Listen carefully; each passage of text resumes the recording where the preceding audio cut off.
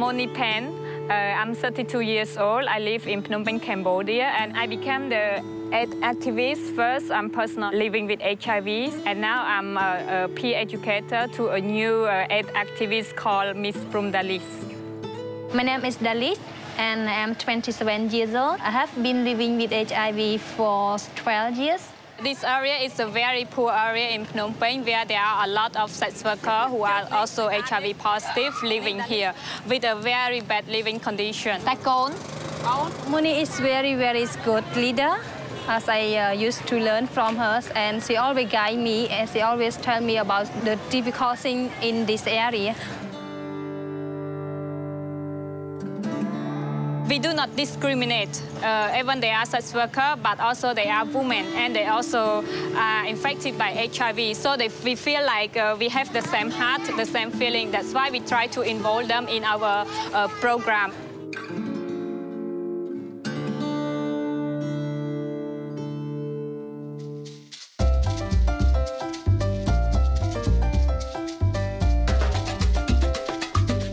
I'm Ricardo Baruch. I'm from Mexico. I'm 27 years old, and I'm working on different issues of sexual and reproductive health, particularly HIV prevention among young people.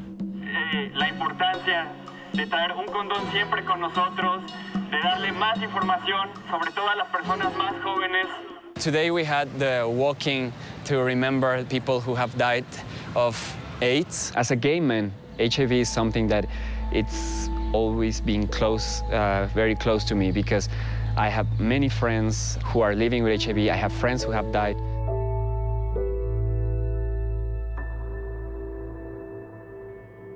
I think nowadays there should be a lot of attention on most at-risk groups. For example, men who have sex with men, drug users, sex workers, because sometimes we are left out from the main strategies on HIV prevention.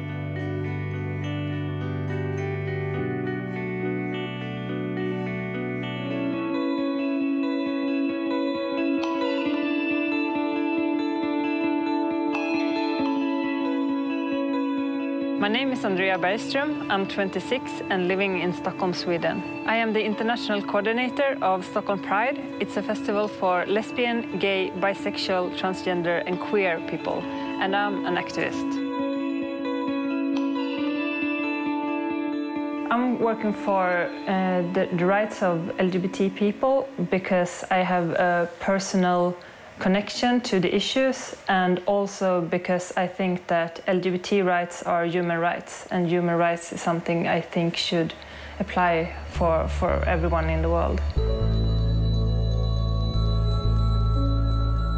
Homophobia is connected to HIV and AIDS by the fact that you can't protect yourself if you're not accepted within your society. As an activist, some days I'm really happy and some days I'm only angry. I want to change things to the better, and that's what keeps me going.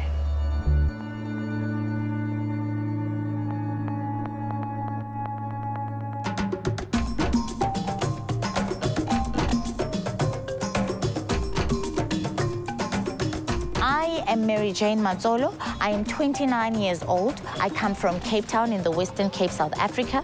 I work for the Treatment Action Campaign. I also work for GroundUp as a journalist.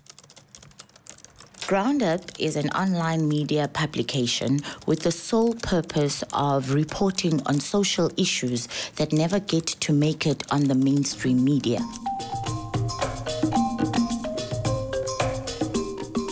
I got the opportunity to visit a township just outside Durban called KwaMakuta.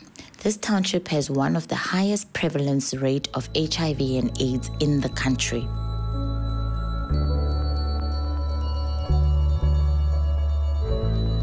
Is it a difficult thing to grow up as a teenage girl in this area? There's a lot of pressure in everything. Like the person you are, a lot of them don't have self-esteem. This is the reason why I became an HIV and AIDS activist to begin with, because I know that there are areas such as these ones that are so far away from the health facilities, far away from the education, from the information, and it is up to activists such as myself that we go out of our way to bring the information to the people and empower them.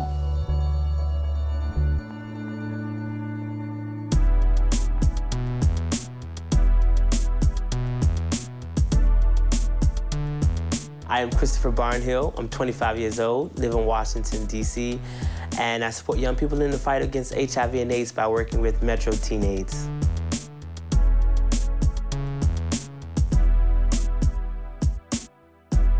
I was born with HIV, and when I really realized that I'm infected with HIV, it's, you know, it can be a little depressing, but although I think about those things, it does not allow me to take away from what I believe that I'm here for, and it doesn't allow me to stop thinking about, like, life,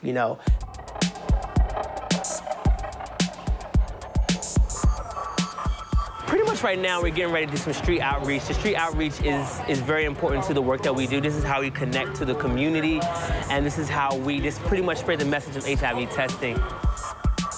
It's very important to reach out to young people. It's probably like one of the most important things you do. Young people are the future, and we got to invest into the future. We really have to invest into their lives. Young people have the power to change the world.